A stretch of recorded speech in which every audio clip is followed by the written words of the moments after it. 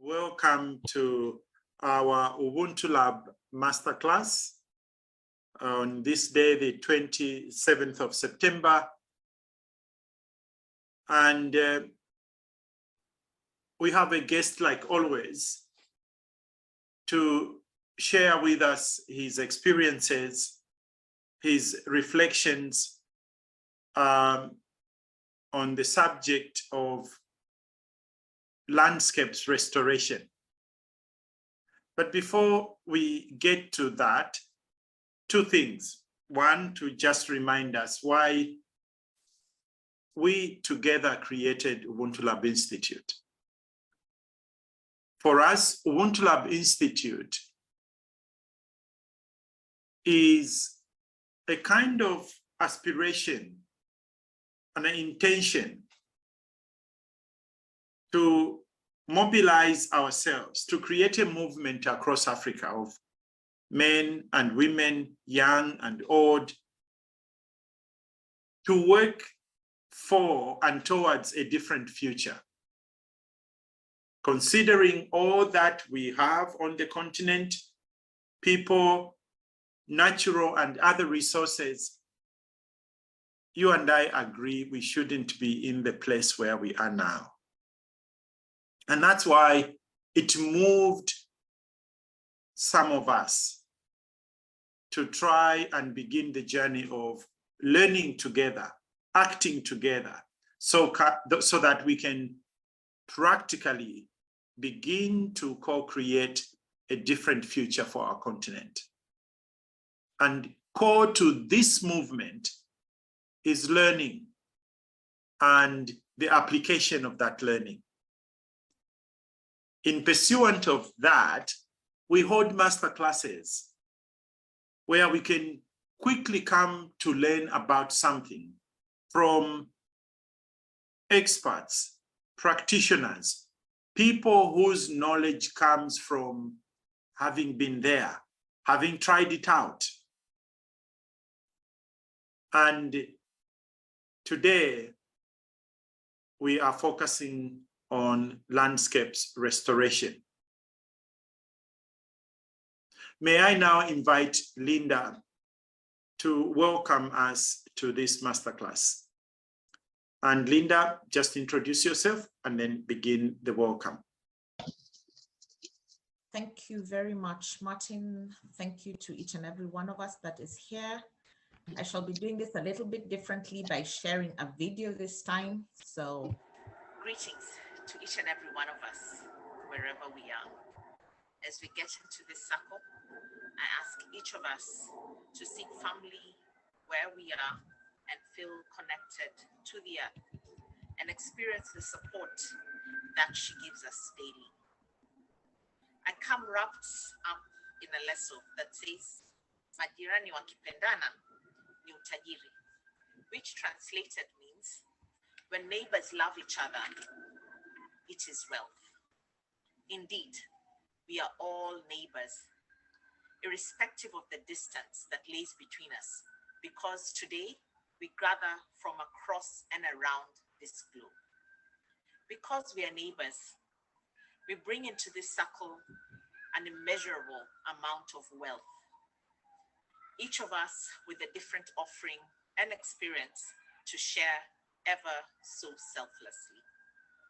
I ground my feet in the leso that reads, Kipatapo nahodha, chombo hutua, which translated means when a vessel gets a captain, there it docks.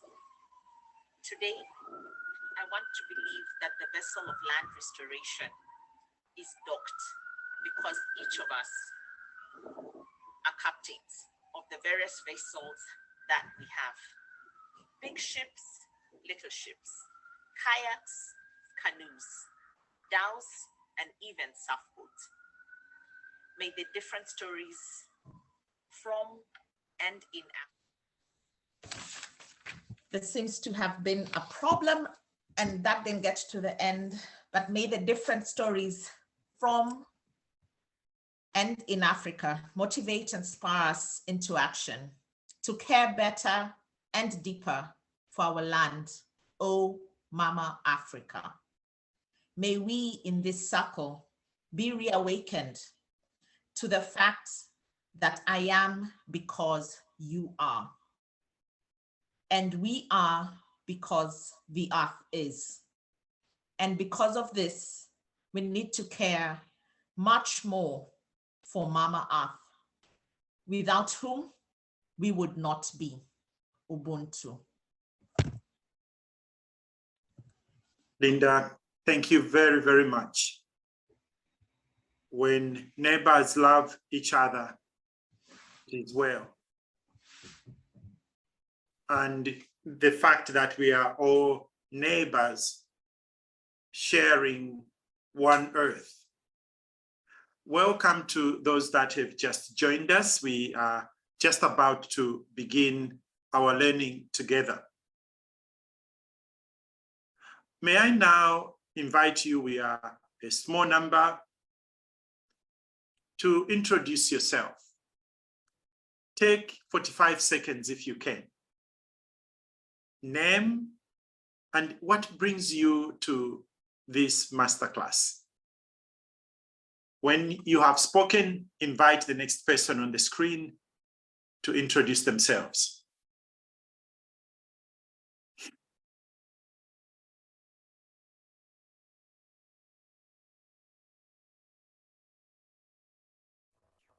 Okay, I will go.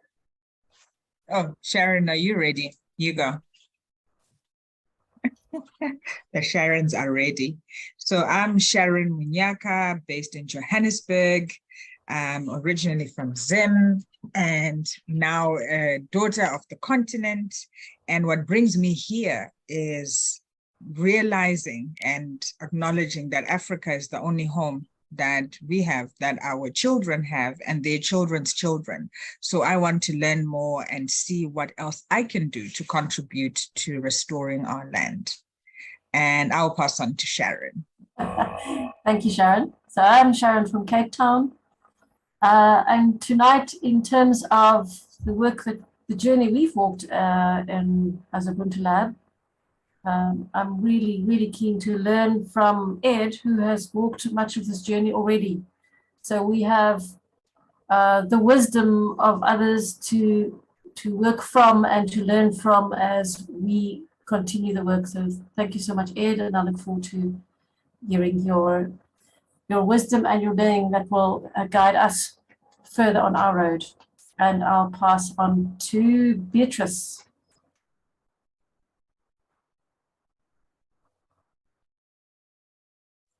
Hey, Beatrice, can you hear us? Sharon, you may have to go to someone else. Let me pass to Stanley. Thank you, Sharon. My name is Stanley, and I am Zimbabwean, currently living in Stockholm, Sweden. What brings me to this masterclass is the realization that the land suffers, and when the land suffers, we are not well either. And so far, we have been doing a lot of things that makes the land suffer more. And I had the privilege of attending an Indigenous Wisdom Keepers gathering a month ago from wisdom keepers from around the world. And they said something that I think is profound, which is land belongs to all of us. So when we try and make strategies for one piece of land, we are really erring. We are making a mistake. Because what happens in one piece of land transcends the boundaries, the borders, and affects every one of us. And so I'm really looking forward to hear from your experiences, Ed, and see what can be created to move us forward. And thank you. I want to pass on to Rachel. Greetings. Thank you, Stanley. I hear you. My name is Rachel. I was born in Zambia, but I live in Cape Town. I'm excited to be here to hear more of what you have to share, Edmund. Thank you very much for being here. I am a doer and an activist with regards to the land, and started an NGO called the Movement in Africa about 3.5 years ago, which is now serving thousands of young people who are growing organic food gardens in the rural parts of South Africa. And it's really exciting. We just got a huge amount of funding, which we worked really hard for. So those villages can really continue action. I will end off by saying that I really, I've heard the what and the why so many times, and I'm really into just learning more about the how and the action. And that's all I'm here for. Thank you. Lots of love. And I'll pass on to Joe. Joe Banda, are you with us? I think Joe has no volume to his connection. Okay, thank you. Let's try Beatrice again. Hello. Hello. Yes, my name is Beatrice Byakutaga from Uganda. I was very much interested in listening into what the other colleagues are going to share about land restoration, because I know land is very important in our lives. It is the reason why we survive, why we live. So I want to learn more about land restoration and see what input I can also give. Thank you. And who do you nominate to go next? If you cannot see, I can suggest some names. There is Papias. Okay. There is Okay, Martin, Matilda. suggest for me, please. Matilda. Suggest for me. Okay.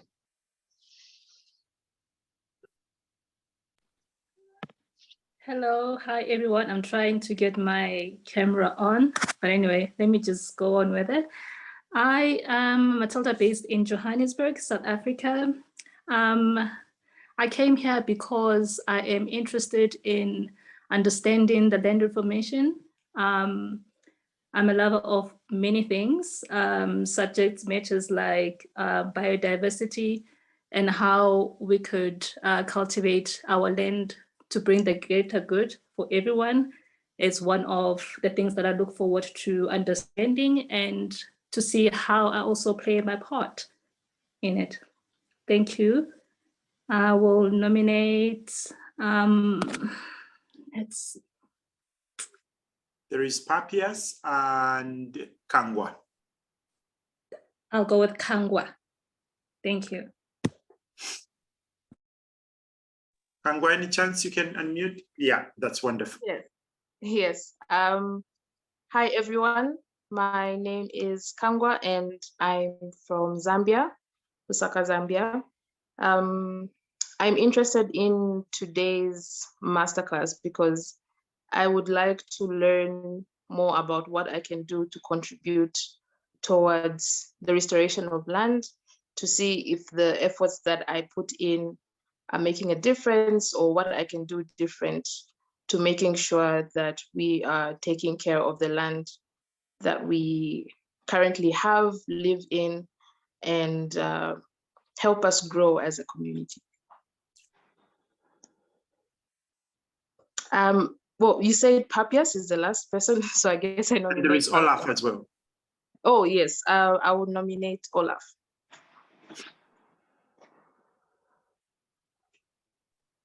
I did not expect that. Thank you, Martin. So I'm here because I was invited and I'm very much attached to the Ubuntu Lab with my full heart and to everybody I heard so far in this journey. And I'm also very interested in this topic of nature in general and how we can actually transform our care into action. Yeah. So, thank you. Yeah, and I invite Papias.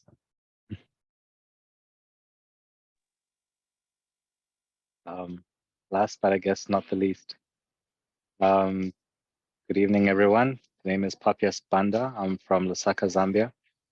And I have always appreciated people with, as we call them, green fingers or green hands, people that have the ability to nurture nature back to life. And I've always appreciated it, but I've never had that ability myself. And I feel this would be a good opportunity to learn how even someone with brown fingers as myself might be able to be part of the process to keep or make for a better generation of a better version of the world for the next generation. Thank you. And I am Martin Kalungubanda from Oxfordshire in the UK, but also from Lusaka, Zambia. I am attracted to today's masterclass, partly because I am lately, though, only awakening to that which supported me in my education. My mother tilled the land, and out of what she harvested, she sent us to school. And in between then, I forgot about that. As I interact with different colleagues across the continent, I realize I am not paying homage. And I am part of those that are adding on to the degradation of that which has looked after us all along. And I'm here to learn how I can pay homage. I notice we have Matt, or is it Wasie, joining us. Wasie, we are introducing ourselves, name and why you are joining this masterclass. Please do introduce yourself. Metis Matilda, so I got thrown out. Oh, okay, thank you. And also Linda, Martin. Oh, how could I forget? Yes. Wasie? Yes, good evening, everyone. I will keep off camera. I've just come from running. And so I'm sorry for joining in a bit late. Why am I joining this masterclass? Like Martin, I also grew up off the land. My mother, we lost our father when I was about 11 years old, and my mom went back to the land. And through the land, she was able to feed, clothe, and educate us. And one of the earliest memories that I have about our land was when I lost my dad, with my grandfather coming and with us in the farm, tilling the land. And in retrospect, I think that my grandfather, mourning the loss of his son, was connecting with him by coming every morning to take us to, we were young, and so we were really not making any much difference in the land. But the fact that we could go with him and we dig, I think it was his way of healing. And much recently, I've gone to that piece of land and looked at it and found how it has been degraded because we stopped farming in that particular piece of land. And I have had this burden that I need to do something to it. And I thought that joining this class and listening to inspiring stories of people, how they are regenerating land, then I could get ideas of what to do with that particular piece of land, which for me is not just earth, it is actually life. So hence my interest of joining this. Thank you. Thank you. Linda. Yet again, I joined this class because for me, the earth is special. Like everybody and most of us here, we are fed by the land. We have watched our mothers, especially, work on the land. And for me, it is, as Rachel says, as Stanley says, we need to get to the how. It's time for action. And I think Edmund this evening offers us away on the how. Very exciting as well for me because my son is named Edmund, a very rare name. So when I hear the name Edmund, I get excited. So I have more than one reason to be here. Thank you. Finally, Justina, your name and why you are joining this masterclass. Hi, I'm Justina. I'm joining it because I'm idle and disorderly. Word. Yeah, I mean, it's no brainer. We can see what's happening around us. Then I've retired from consulting. I'm into landscape and gardening. And yeah, but honestly, what's happening around us every day in the continent, if you're not bored like me, you have to think about land restoration. Oh, I haven't just joined the class, but I'm very interested because really, from the land we have come and back to the land we shall go, but how shall we leave the land when we go? Thank you. Thank you, Justina. And now I would like to invite you, Edmund, to share with us, whichever way you elect, what your experience of landscapes restoration has been, what your thoughts about what is going on are, and the future you see for the continent. Allow me to just say one or two lines about Edmund. We came across Edmund through a dear colleague of ours. His name is Fred Kwame, originally from Ghana, but he has worked all over the world and all over Africa.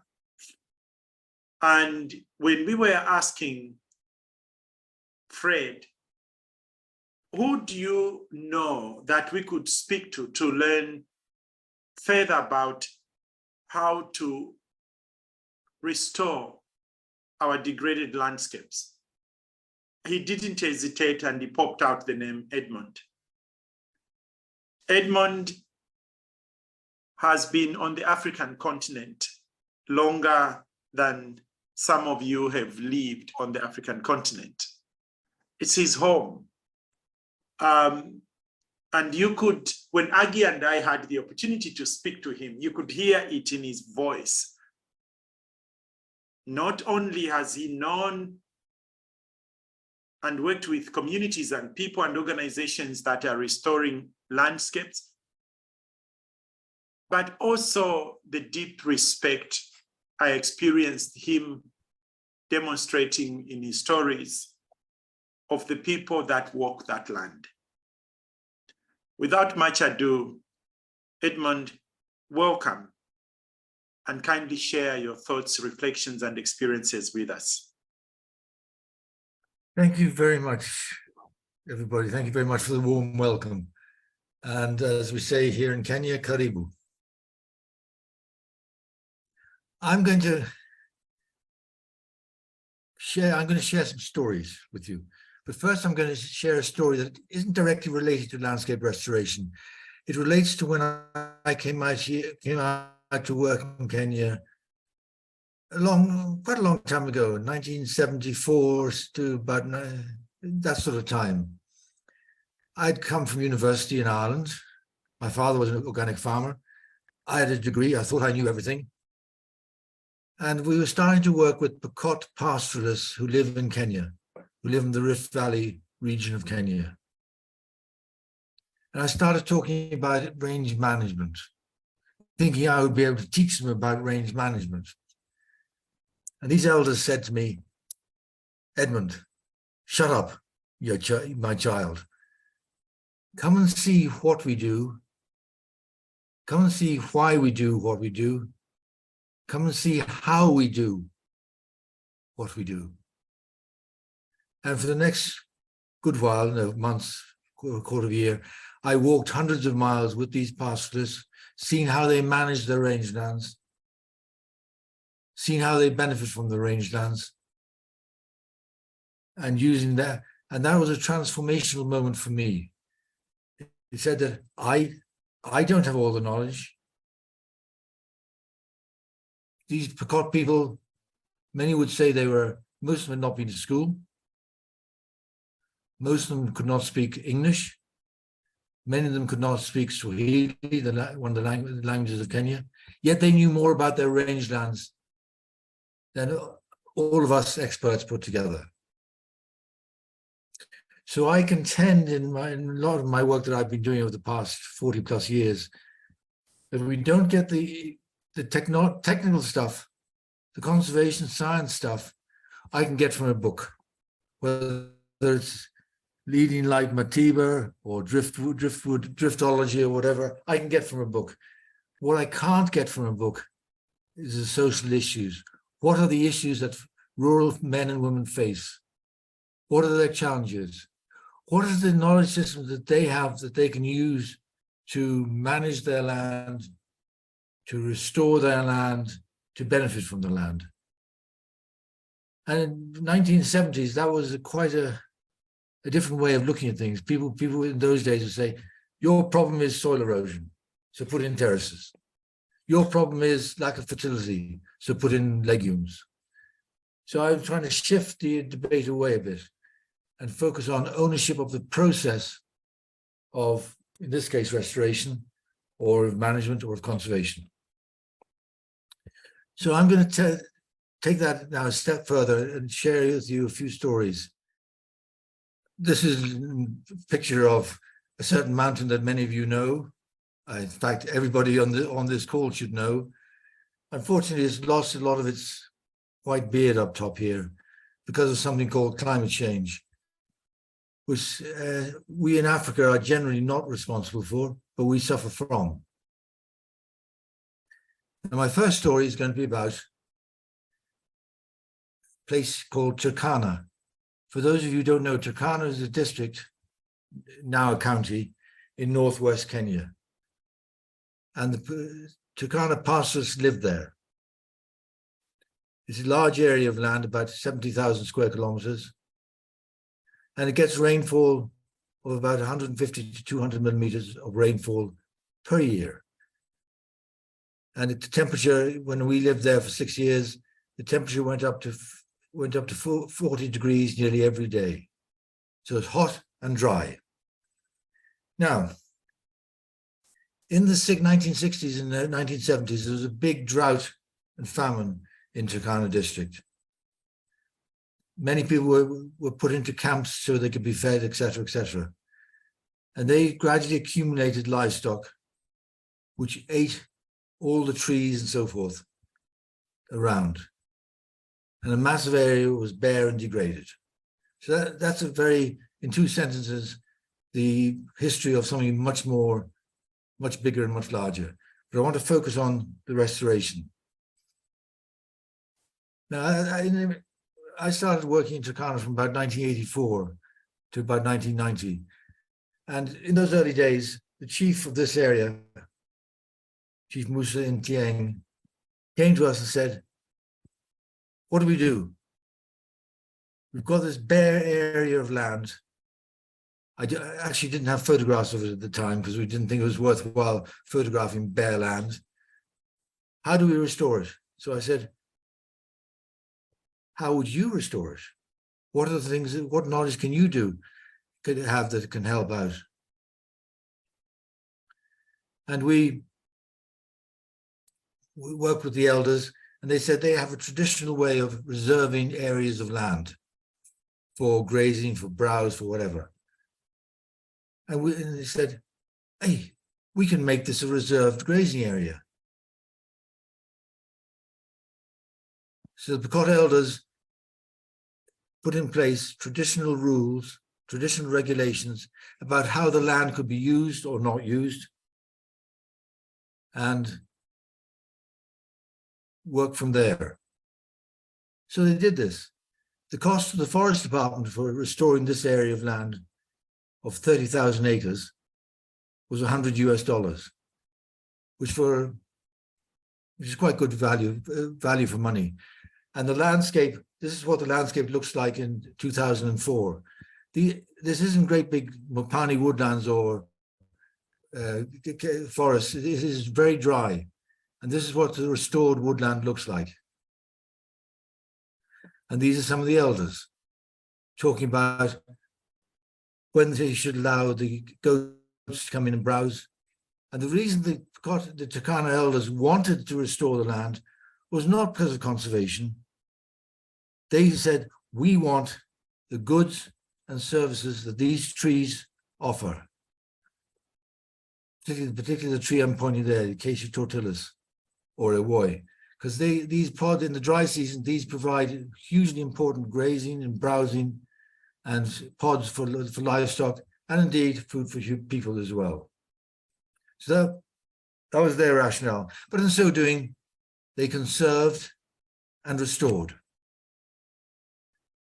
And when we sent a Turkana forester to go and have a look at the area in 2004, and there they said that the rules and regulations that we'd started off with in 1987 are still in place, still being respected, because they are our rules, our Turkana Passes rules. They are not you outsider rules. And that's a really important issue, getting ownership of the process, that we started respecting Turkana Passes traditional knowledge systems, traditional management systems, etc. There we have these might not look like huge tropical forests to you, but these are hugely important for the Turkana Passes in the dry season as forage, as well as for reducing wind erosion, etc., etc.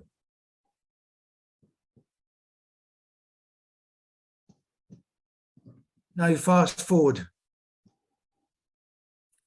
to 2019, which is about 35 years after the initial restoration. And the trees, there are still trees there. They're still being used by the Turkana pastoralists. They are hugely important for their livestock. They're hugely important for fuel wood, etc., etc. And again, they said the same message to us, to me actually personally then, because I was there. They said, this restoration is ours. We identified the problem. We identified the solutions. We implemented those solutions, and now we are benefiting.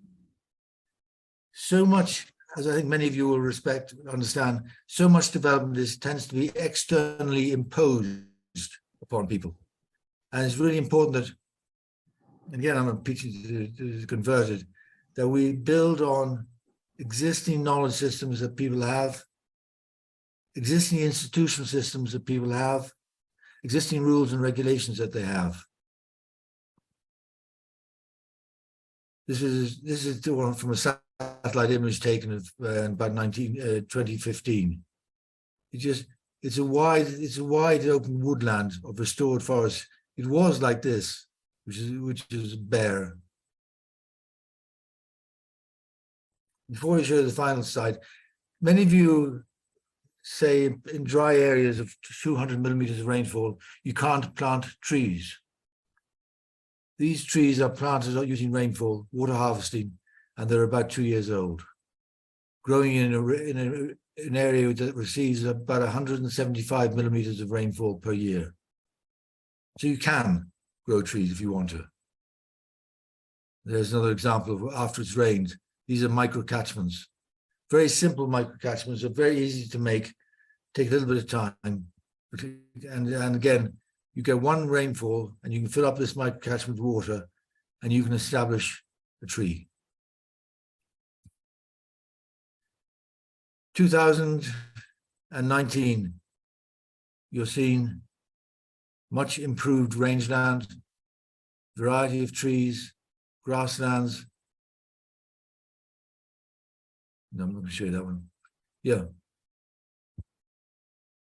This is the most recent ones taken in 2019, where the forest has now restored. They are using the forest themselves and have been using it for 30 years. And this is one example that if you get the process right, you don't need money. You need need commitment. And you need to have the institution, the ownership with the local people. Again, it is our forest. It's not your forest. So local ownership is key. Local knowledge, local institutions, local identification of problems and challenges. And one way since then that I've worked on that is under the guise of village landscape planning in various ways, where you use a landscape approach of a village, and the village identify the landscape, like the Turkana pastoralists here. They identify the landscape which they would restore, because that is their area where they graze in the wet season. Right, now I'm going to take you to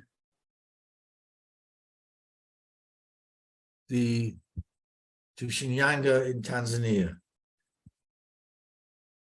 Shinyanga is a region south of Mwanza, which is on Lake Victoria in Tanzania.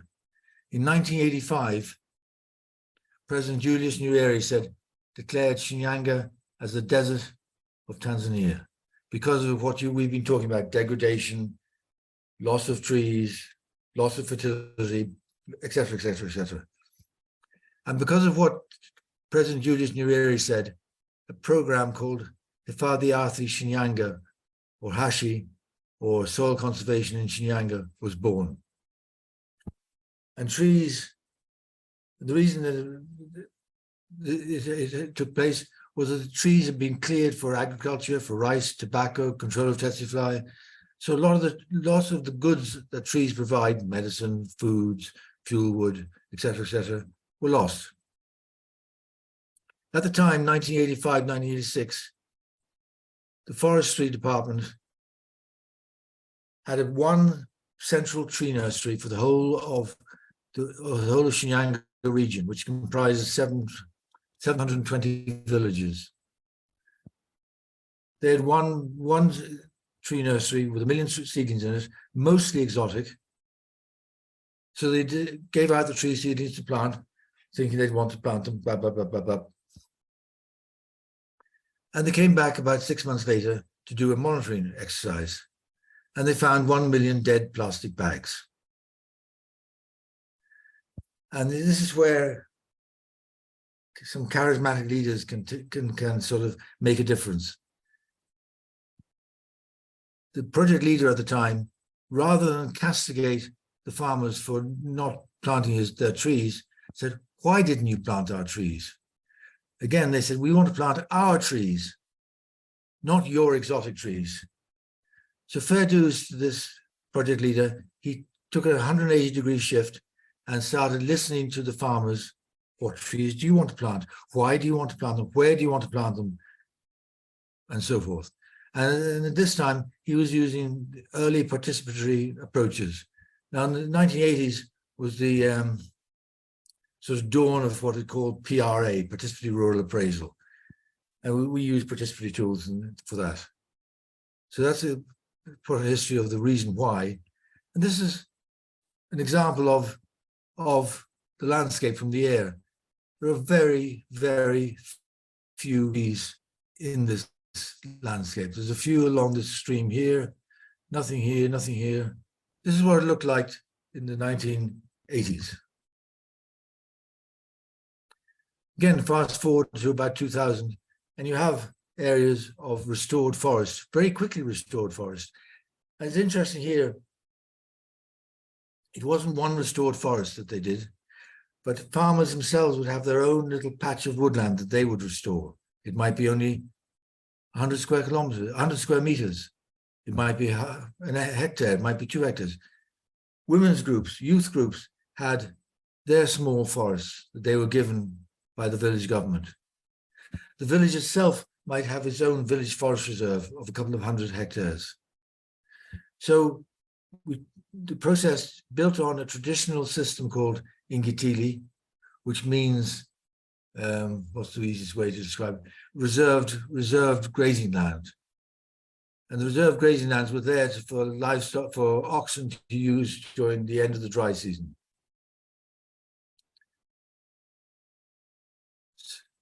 So you could start getting situations where people were getting, obviously honey was coming back in, and they were getting lots of, and here is an example of a restored forest area taken about 15, 20 years after the restoration took place. And it shows again how relatively simple it is to do, but it does take a lot of commitment to be able to say, how would you do it, Mr. Farmer? Because the tendency is, and I've had this myself. They would say, if we tell you what we do, how will you know it's true? I said, it's up to you. I live in Nairobi. You live in Shinyanga. How do you think is the best way to restore? And again, building on traditional institutions, building on traditional understanding and building on traditional knowledge, whether it's men's knowledge or women's knowledge.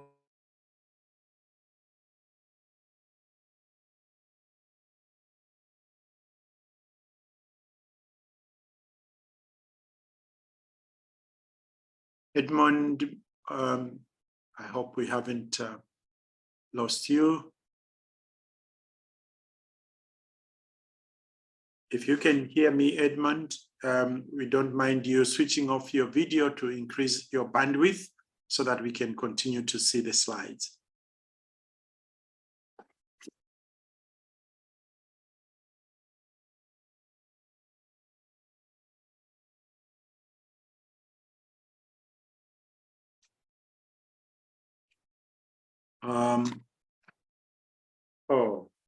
We may have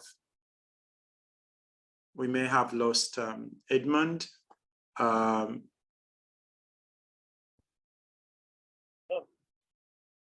We might just be having a power issue there. Let's see when he gets back. That's another possibility. Edmund is in the waiting room. No, they're not seeing him. Yeah, I've let him in. Welcome back. Sorry, I think I lost you. Mine went down for a moment. Okay. Yeah. This lady here in Shinyanga, she'd restored an area of land. And like one of you said, using her restored land, she put her children through college, through school, through college. Whereas beforehand, she would not have been able to. These ladies here. Edmund, you're not sharing screen at the moment. Oh. I would have to find out how to do it now. It's like last time. Host disabled participant sharing. I must give you sharing again. My apologies. Yeah. The little green button at the bottom there, Edmund. Yep. Your screen. Can you hear me? You should have access now. Yep.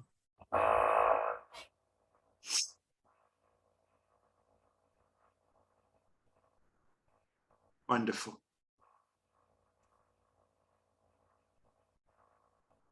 Right. These ladies restored trees and woodland to make sure that they could have A, enough fuel wood for cooking their food, and B, excess to sell to others. Mm. And here is an example of, in Shinyanga, they use oxen a lot.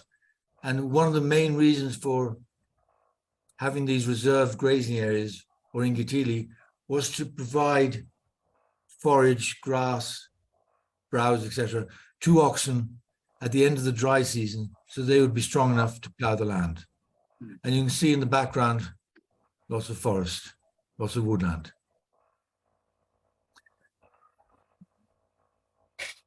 And what happened over in here, in the space of about 20 years, was across 750 villages, over 300,000 hectares of forest was restored in half-acre plots, in half-acre homestead forests, in 5-10 hectare women's group forests, youth group forests, in 100-hectare village forests. None of these were owned by the Forest Department. The Forest Department provided the extension needed, or we're there to answer questions. How do I plant this type of tree? How do I manage? How do I prune? How do, etc. They weren't driving the process. They were facilitating process, sharing their knowledge with the farmers, and in turn listening to the farmers' knowledge about how they managed. And here's an example. This is a school, I don't remember which school it is, but where as a result of restoration, they were able to harvest, this is tamarind tree, most of you will know, and that's a sack full of tamarind pods to improve school diets. So it wasn't just restoring trees for the sake of timber or carbon or charcoal, it was restoring trees for medicinal purposes, for food purposes, for sale of cash crops and so forth. And we did a detailed survey.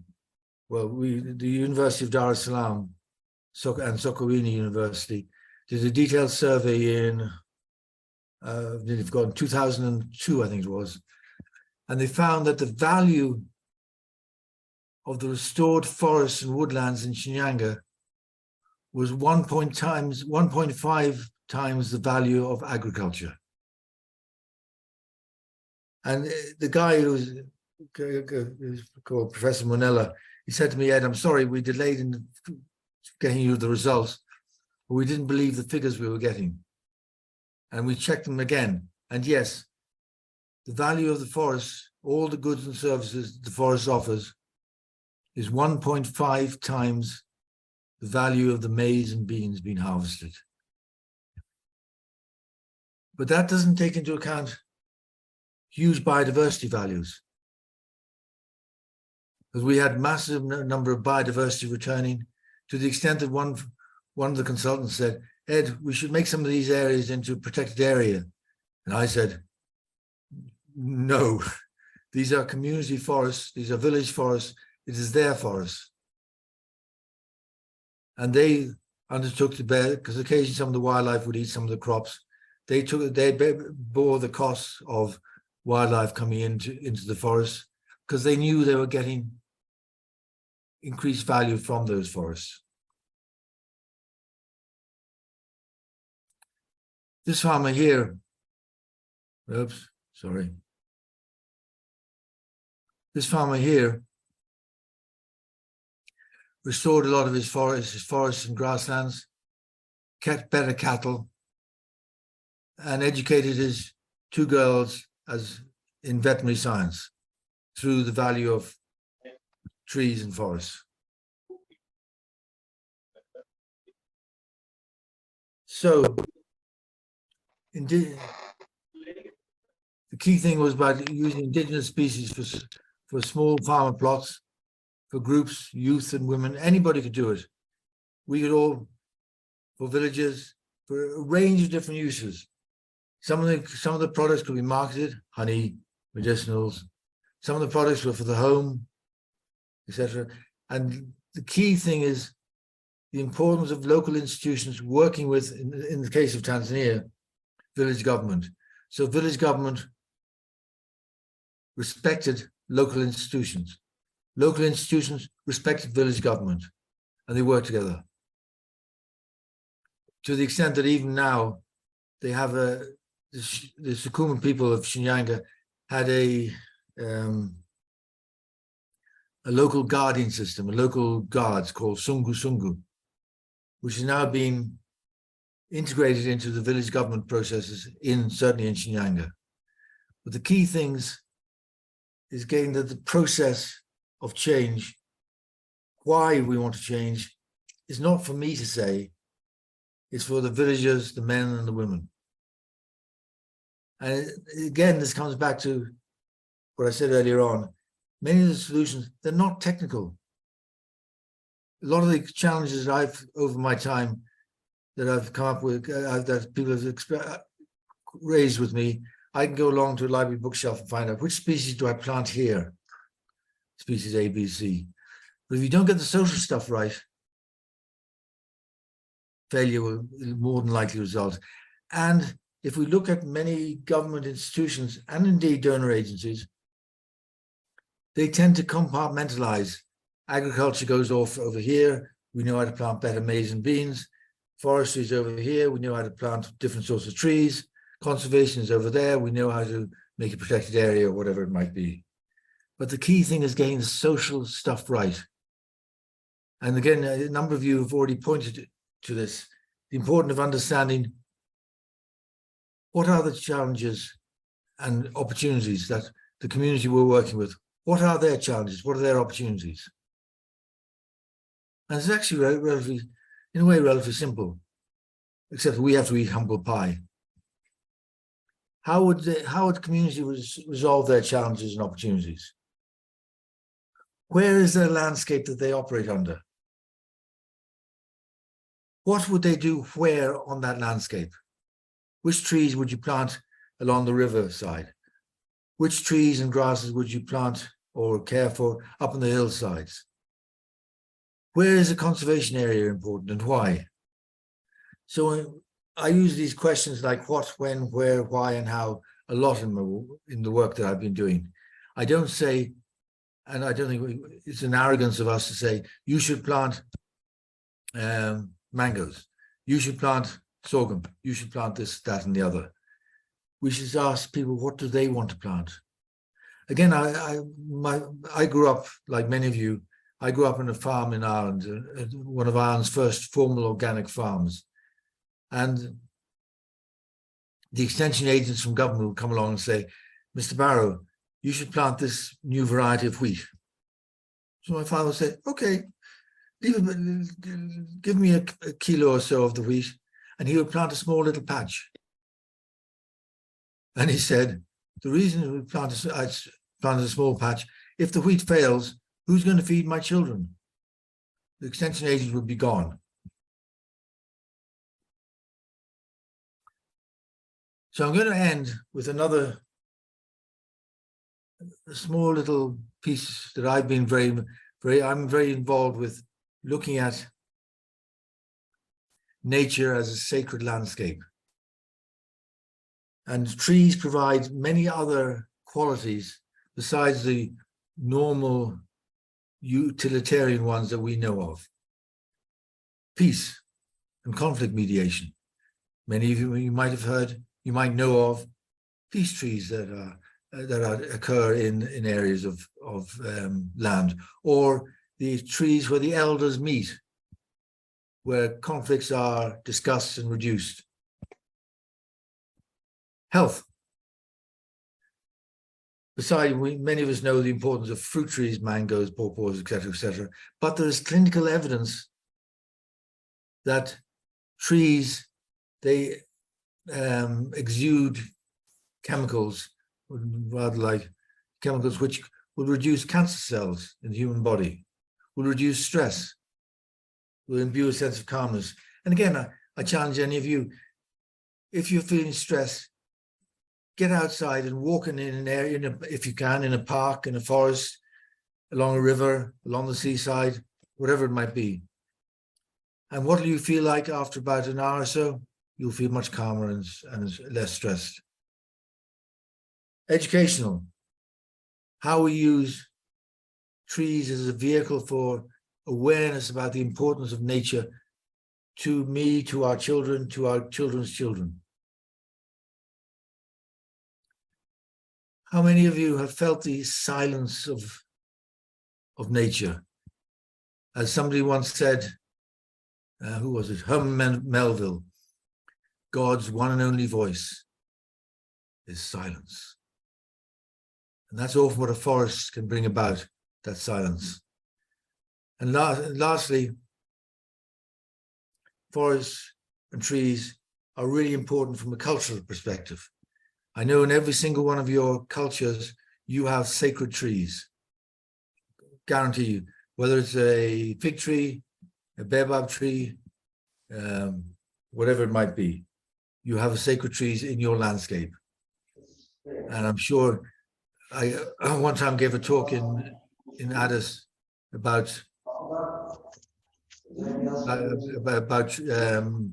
sacred nature. And this very senior African negotiator for the climate change convention said to me, Ed, thank you very much, blah, blah, blah. You were wrong in one place. I said, okay. And he said, I'd said that most villages in Africa have a sacred tree or a sacred grove. He said, this is a senior government climate change negotiator working for the African Union. He said to me, every single village in Africa has a sacred tree or a sacred grove. And that's another reason for me for restoration. Thank you very much. Edmund, thank you very, very much for those pearls of wisdom. And I just wanted to recap on a few things that you have so well touched on. A community restoring over 30,000 hectares of land with a cost of $100. Local rules set up by the community and their elders are likely to be much more respected than imposed rules. Yep. Local knowledge and wisdom matter. People know, they have a history, they have done it before. It is commitment first, not money first. Mm. Building traditional institutions, working with traditional institutions in the process of landscapes restoration.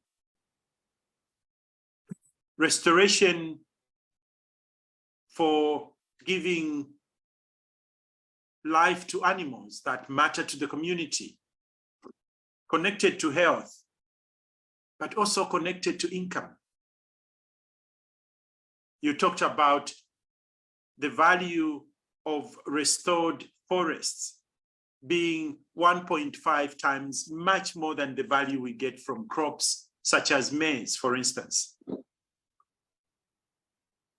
In terms of solution, it is not technical, but social solutions, which are based on ownership, getting social issues right. And you concluded with a beautiful list of things that demonstrate trees are much more than use. Dear colleagues, in the interest of time, I'm just thinking, let's pause just for a minute. We pause for a minute, and Sharon, I know it's not time yet to look at Olaf's picture, but we just take 1 minute by zooming in Olaf as he's working to take in what we have heard from Edmund. And then we will begin to directly interact with Edmund instead of going into small groups because of our time. So any chance we can zoom in. So take 1 minute, and I will time from this end. Take 1 minute to reflect on what you heard from Edmund and using Olaf's work as a form of guide.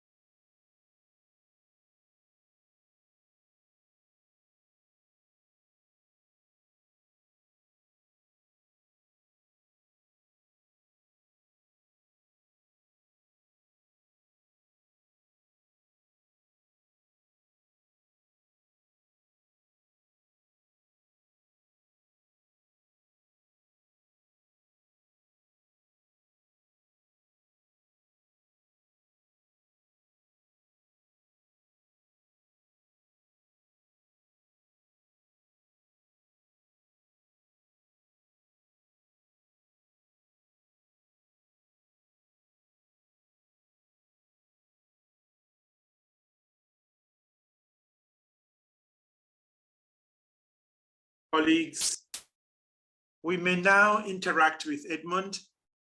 Could be through a question you have. It might be through just offering a comment or sharing your feelings that were sparked as you listened to the stories that Edmund shared. The floor is open. And Sharon, we may remove the focus on the scribing so that we can look at some of the faces present here. What was sparked by Edmund's stories, pictures? Justina.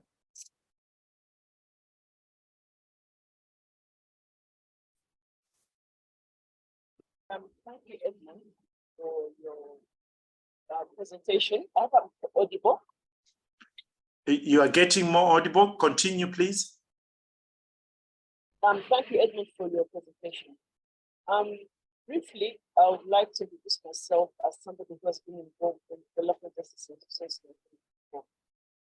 And in the process of our work, of providing work for various donor agencies and the UN, we had to involve the community in the planning processes from the very beginning.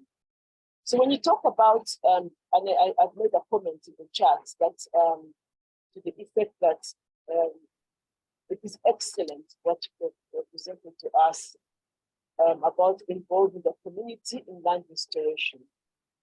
I will give an example we had of also related to not the land restoration, but restoration of the environment.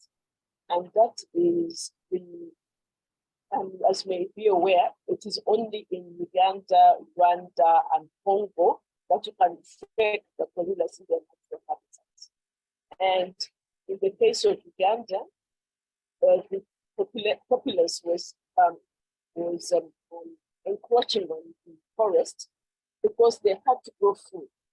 But the Uganda Wildlife Authority, in collaboration with one of the researchers, Dr. Sipu Soka, very famous now in this climate restoration, they put the community around the forest, the rainforest affects me, but one of the Ugandans will give it to me. They got the community involved in getting to know the importance of not poaching the gorillas. And as we speak today, because as what Wildlife Authority did is to ensure that a percentage of it's quite expensive to pay gorilla to pay the permit, I think $700. So a percentage goes back directly to the community. It doesn't come to headquarters, it doesn't go to government. So it's really, so that way, they have stopped poaching the gorillas. And the same applies to the Queen Elizabeth National Park in Western Uganda. They have allowed the community to live within the national park, and they're allowed to fish as long as they don't destroy. And the same thing, a portion of the collection go back to the community. The problem we have now, for instance, I'll give an example in Uganda, we've had the so-called investors coming in, the Chinese, and we have an area where they have mined the soil, the sand, out of Lake Victoria. Then they put up a rice farm in a swamp. What happened next? This year, we had a major bridge connecting the central to the west. There were flash floods and it was destroyed. Why? Because the environment was destroyed by the so-called investor. And these so-called investors are allowed to operate by government, because government is going to have a say in it. So it's really land restoration. It actually this should be more about the environmental restoration, more than land. How can we get people in? And it's no brainer. Where you have people involved, participating and seeing how they can benefit. Because once the rain stops, it's at the disadvantage of people living in a particular area. So I'll stop here. I have a lot more to say, but definitely make a takeaway from your presentation was the importance of involving the community. So we've got to involve the community at all stages: plan, decision making, planning, implementation, monitoring, and evaluation. Thank you. Thank you, Justina. Can we hear other voices?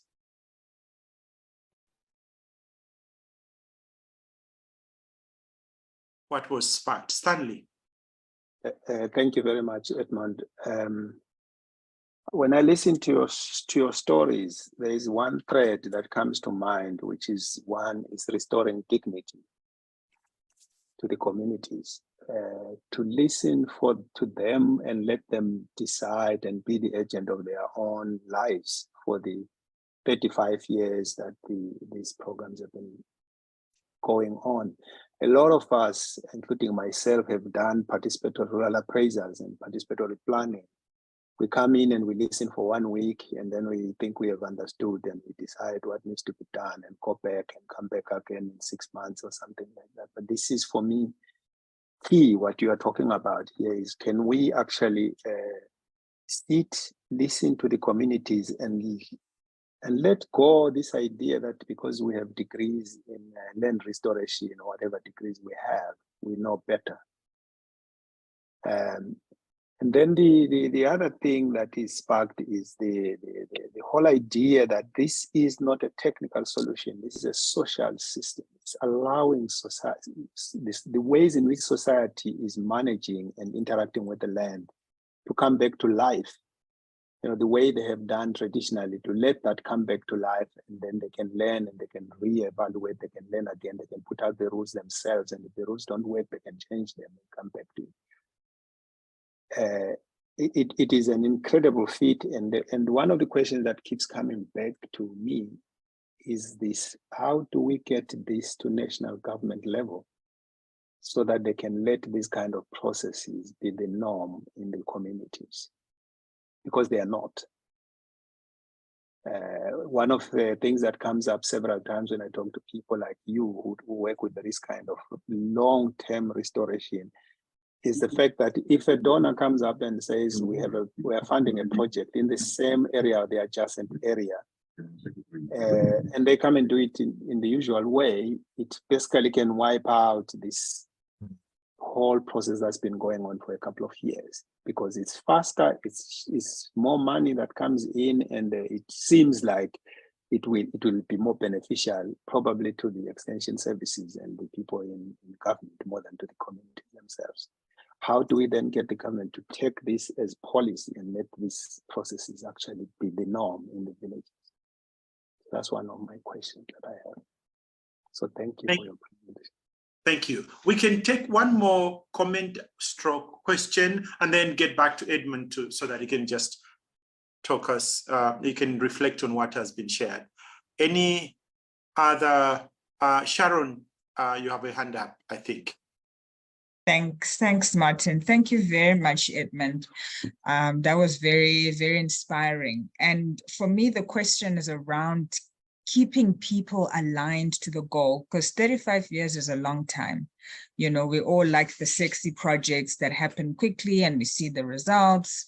But what I'm getting from your input, it's about the community. It's going to take time.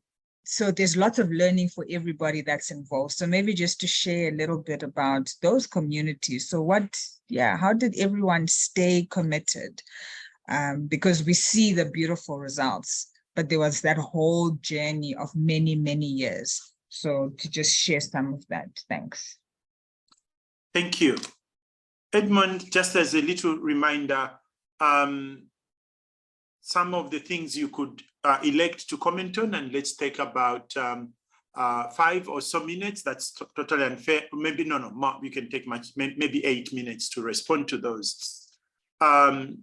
There seems to be an appetite for attracting so-called foreign investors who get to our honored, sacred pieces of land, and they do what they want to do for profit. And they were invited by our national governments.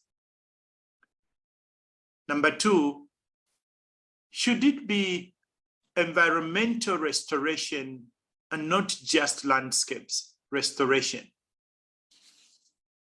And there was a comment around, in addition to that list you gave at the end, there is, in all you described, what was perceived as restoring the dignity of our communities. And how do we get national governments to prioritize that? The communities have answers. And let's respect their knowledge and history. And then the final bit, and it could be many other things you could have picked along the way. What you showed us is absolutely admirable, very inspiring, but it takes 30, 40 years. How do you keep the commitment of the communities in between the now degraded landscapes and the 35-year result that we saw? Edmund. Thank you very much. I'll start with the last question first. This is relatively easy. It doesn't take 35 years to restore the area of land, but from about year 4 or 5 or 3 or 4, in Turkana and in Shinyanga, the people were already getting benefits. It could be short-term benefits of livestock browse or pods or medicinals or honey. So there was a vested interest in continuing. And the fact that it lasted, is still going on, means they recognize the value of the restoration, and they are still getting benefits from it. They are still managing it as if it is important for them. So it becomes more permanent. I was surprised that it lasted that long. The fact that it started in Turkana in 1986 or so. By 2000, there were results. By 1990, there were results. By 2000, there were more results, and so forth. The people managed it because they were getting benefits on a regular basis throughout the year. In Shinyanga, they were getting regular benefits throughout the year in various forms, throughout the year, every year. So that's one part. Where am I going to go now? Yeah, one area, how do we get into the heads of national government? Again, I'll give you a different example. In Rwanda, I was involved recently in 2019, involved in a project, a national government project of village landscape action planning, village land use and action planning. To create village plans for a whole range of microcatchments in the west of Rwanda.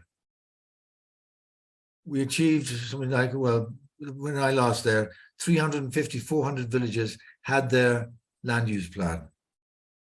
Those land use plans became part of the district land use plan. The district land use plan was approved by the government.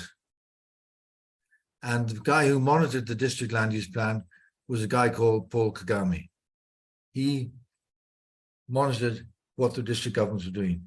The district government then monitored what the village government were doing. But the trick was, no, it's not the trick, but the thing was, the villagers identified their own challenges, soil conservation, lack of fertility, lack of trees, whatever it was. They identified their own challenges, and they also asked government staff, how do you germinate whichever tree it happened to be? And some of the government technical agencies said, Ed, the villagers will never understand GIS maps. So I said, okay. 3 months later, they came back to me and said, sorry, we were wrong. All the villagers very much and very clearly understood GIS maps of their village. Once they got clued in, they said, ah, there's my mango tree. There's where I graze my cattle. There's where. we tend to assume that villagers, as I said earlier on, are sort of not as educated as us, not as are ignorant and so forth.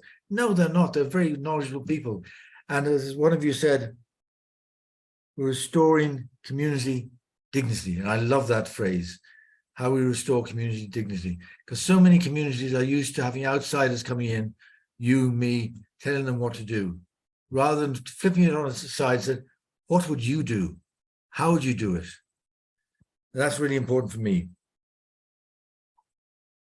So as a tool for getting to what villages can do, village land use planning can be done very simply. The ones that are done in Rwanda took 2 days to do, and it would start a process of implementing and then learning, monitoring and learning. Again, we did this in Mount Elgon in Uganda. And we came back, myself and a few others, we came back and they explained what they were doing, blah, blah, blah, blah. And then we asked the question, what did you learn? And from then for about 4 hours, and then first of all, they said, you really want to know what we learned? And 3 of us said, yeah. For 4 hours, we did not have to say a word. They shared their learning amongst themselves. And they said at the end, thank you. We've learned things from each other that we would not have learned otherwise. And as a result of our learning, we're going to change the way we do things. We want to do this and this and this. And there's a process set in place that they could then take the initiative themselves. Now, one of you raised the issue of large private sector influences, Justina. It's not a question I can give any simple answer. I'm sorry. But it is a political issue. How do we hold our elected members of parliament accountable? How do we make sure they represent our interests? And that gets all back into governance.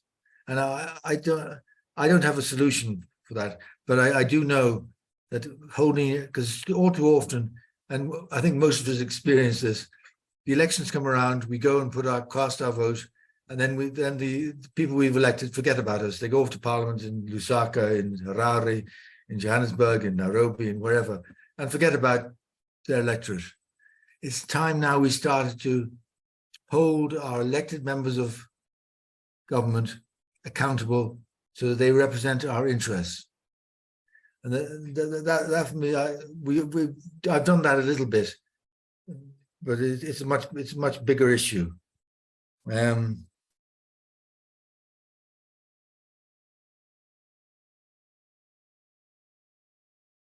I think I covered most things. Yeah. Yeah. Edmund, we can't exhaust in less than 90 minutes such an important subject to which you bring so much wisdom and experience. Dear colleagues, I beg of you that we just stay another 5 minutes so that we can take time to look at the work that Olaf has been developing for us. And again, Martin, before you do that, I have a very big question for Edmund. How do we start? How do we start? If we wanted you to come to a landscape somewhere, how do we do it?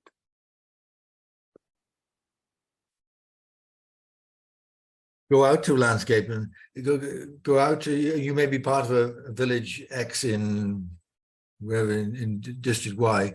Go out to them and start asking very simple questions. What is your landscape? And let's draw a simple map in the sand or in a bit of paper. Where do you harvest? Where do you get your tree products from? Where do you graze your cows? Where do you plant your maize? And you put that in the maps and so forth. What are the good things happening in your landscape? And people say, we've got a lot of fruit trees. What are your challenges? And you start listing out challenges. Then it's very simple. No, it's never simple. Working with one thing I will always say, I thoroughly enjoy working with communities but it is never easy. And the last thing I say at the village level, you've got to take control of your own destiny into your hands, because that will, because you said, raise your community dignity. And we as outsiders can maybe help and say, how do we germinate that tree? How do we lay out terraces? How do we conserve an area of forest up on the hillside? Some technical support might be able to help in that, but it comes not me telling you what to do, but us agreeing what needs to be done. So the community dignity is retained, maintained, and built. And outside assistance, whoever it happens to be, supports that and doesn't dominate. Hope that helps. Wonderful. Go there to learn first. Yeah. And then even if it means offering help, ask them, how can we help? Yeah. Dear colleagues, I would like now to turn to Olaf. And I know Olaf doesn't often like speaking, but if he has a word or two, what's happening there on the wall? Any words you'd like to share with us?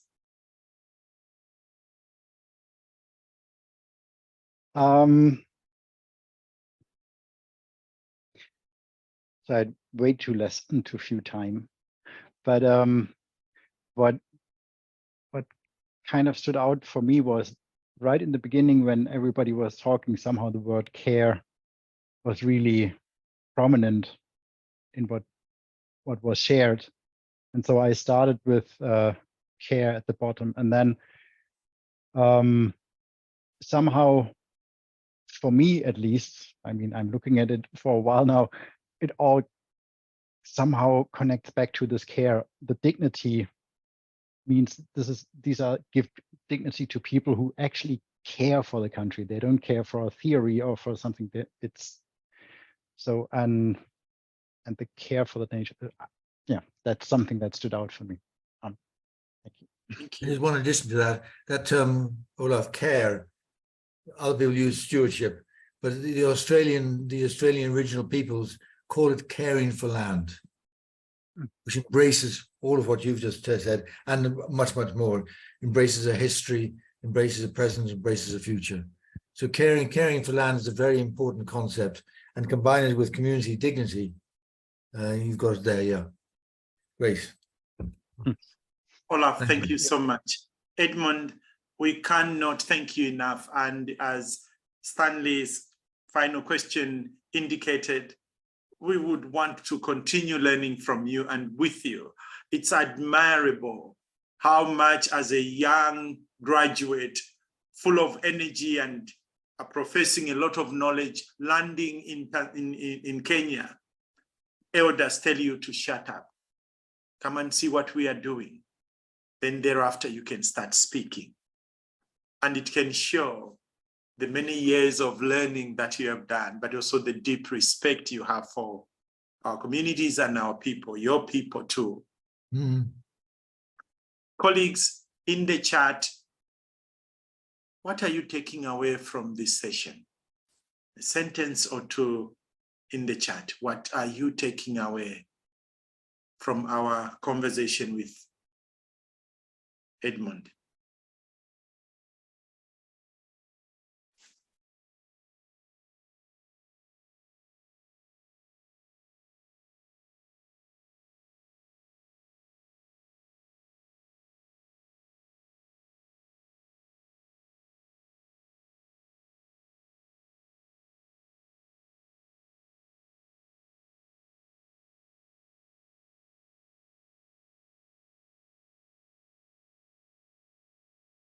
Thank you, Edmund, for inspiring us to slow down and listen.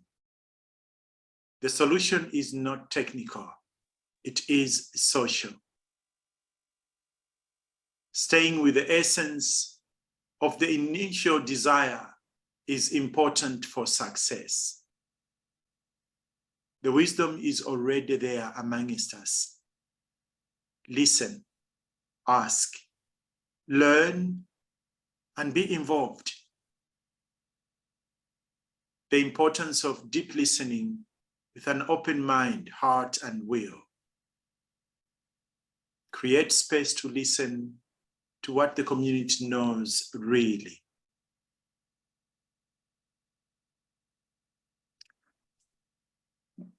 Edmund, any final comments before we say bye to our colleagues? One thing I've forgotten, somebody told me once, if you want to learn, use your ears and your eyes and your smell. Don't use your mouth. Because if I talk, I can never learn because I'm talking. I'm talking from my knowledge. But if I'm listening to you, I can learn from you, like the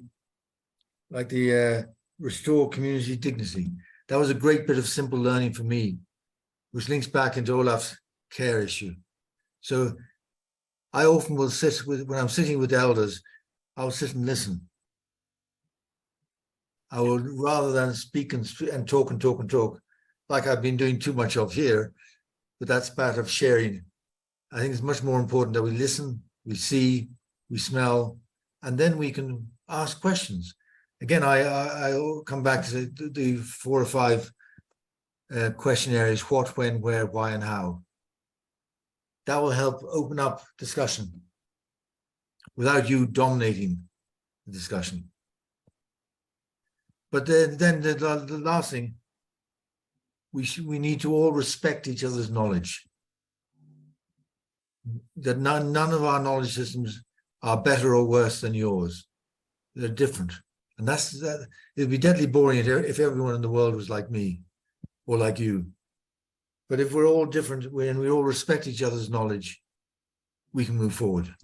And what has happened in the past is a lot of people's knowledge has not been respected. It's not been built on. Thank you very much, everybody. And I hope to see you somewhere, somehow, Kwaheria Kwanana, as we say here in Kenya. Edmund and everyone who joined the call and those that will watch this recording, thank you very, very much. Have a good night. Thank you very much. Kindly unmute and let's all say good night in our own languages. Aleni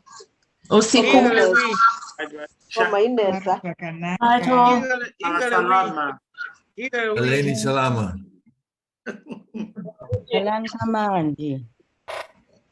Night, night.